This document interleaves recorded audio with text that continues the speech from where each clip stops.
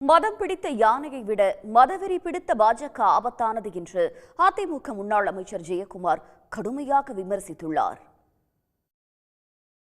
ஜெயலலிதா ஒரு இந்துத்துவவாதி என விமர்சித்த தமிழ்நாடு பாஜக தலைவர் அண்ணாமலைக்கு மீண்டும் கண்டனம் தெரிவித்து எக்ஸ் பக்கத்தில் முன்னாள் அமைச்சர் ஜெயக்குமார் கருத்து தெரிவித்துள்ளார். இரு மதங்களுக்கும் நடுநிலையாக தனது நிலைப்பாட்டை தெளிவாக தெரிவித்தவர் ஜெயலலிதா என்றும், அவர் இன்று இல்லை என்றவுடன் அவதூறு பரப்ப நினைப்பவர்கள் காணாமல் போவார்கள் என்றும் ஜெயக்குமார் கூறியுள்ளார். ஒருவரது தெய்வ நம்பிக்கையை மத நம்பிக்கையாக திரித்து மத தலைவராக மாற்ற நினைப்பதுதான் பாஜகவின் எண்ணம் என்றும் அவர் குறிப்பிட்டுள்ளார். ஒரு தமிழனை ஒரிசாவில் வளரவிடக்கூடாது என இன அடையாளத்தை வைத்து பிளவுபடுத்த நினைப்பதும், சமூக நீதி காத்த ஜெயலலிதாவை மத தலைவர் என கூறி மதத்தால் பிளவுபடுத்த நினைப்பதும் தான் பாஜகவின் கொடூர கொள்கை என விமர்சனம் செய்துள்ளார்.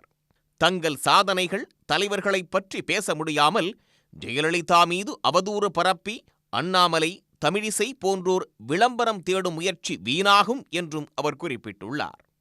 மதம் பிடித்த யானையை விட மதவெறி பிடித்த பாஜக நாட்டுக்கு ஆபத்தானது என்பதை அண்ணாமலை போன்றோரின் பேச்சுக்களில் உணர முடிவதாக ஜெயக்குமார் சாடியுள்ளார். ஒற்றுமையான தேசத்தை துண்டாட நினைப்பதை விட்டு மக்கள் பிரச்சினைகளை பேசுவதே நாட்டின் நலம் என்பதை பாஜக எப்போது உணரப்போகிறதோ என்றும் ஜெயக்குமார் கேள்வி எழுப்பியுள்ளார். உடனுக்குடன் செய்திகளை தெரிந்து கொள்ள சன் நியூஸ் பெல் ஐகானை கிளிக் பண்ணுங்க.